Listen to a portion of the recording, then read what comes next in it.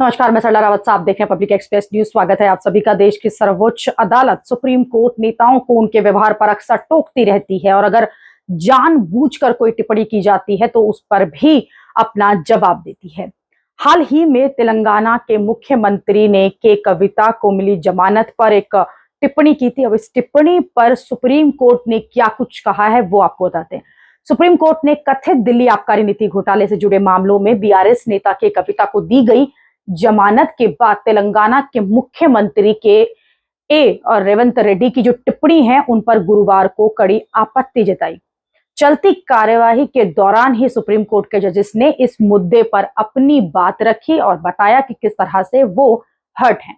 न्यायमूर्ति बीआरएस गवई की अध्यक्षता वाली 3 न्यायाधीशों की पीठ ने रेड्डी को और से पेश हुए वरिष्ठ अधिवक्ता मुकुल रोहतगी से कहा कि क्या आपने अखबार में पढ़ा कि उन्होंने क्या कहा है, यानी कि मुख्यमंत्री ने क्या कहा है। बस इतना पढ़िए कि उन्होंने क्या कहा है। एक जिम्मेदार मुख्यमंत्री का ये कैसा बयान है। इससे लोगों के मन में आशंकाएं पैदा हो सकती हैं। क्या एक मुख्यमंत्री को ऐसा बयान देना चाहिए? संवैधानिक पद पर आसीन व्यक्ति इस तरह से बोल रहे हैं। इसके बाद जजेस ने कहा कि आपकी जो राजनीतिक लड़ाई है उसे आप करते रहें, उसमें क्या अदालत को घसीटना चाहिए? क्या हम राजनीतिक दलों से सलाह मशवरा करके कोई आदेश, कोई जजमेंट जो है वो पास करते हैं? हमें राजनीतिक नेताओं या किसी अन्य द्वारा हमारे फैसलों की आलोचना करने से कोई परेशानी नहीं होती। हम अपने विवेक और शपथ के अनुसार अपना कर्तव्य निभाते हैं।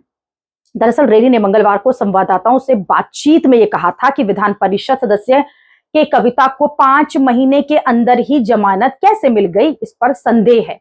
जबकि आम आदमी पार्टी के नेता मनीष सिसोदिया को इस जमानत में मिलने में 15 महीने लगे और दिल्ली के मुख्यमंत्री तो अभी भी इस केस में उन्हें जमानत नहीं मिली है, वो जेल में ही है।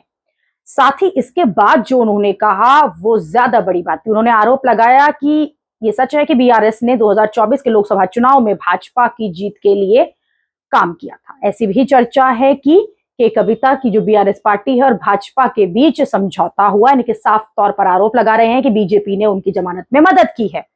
इसी बयान पर सुप्रीम कोर्ट की बेंच भड़क गई और चलती कार्यवाही के दौरान उनके वकील को दिखाया कि कैसे बयान दिए जा रहे हैं, जिससे अदालत नाखुश है। अभी के लिए इतना ही। अगली खबर में आपसे फिर होगी मुलाकात। देश और दुनिया की खबरों के लिए आप देखते रहिए, आप जुड़े रहिए पब्लिक एक्सप्रेस न्यूज के साथ। धन्यवाद।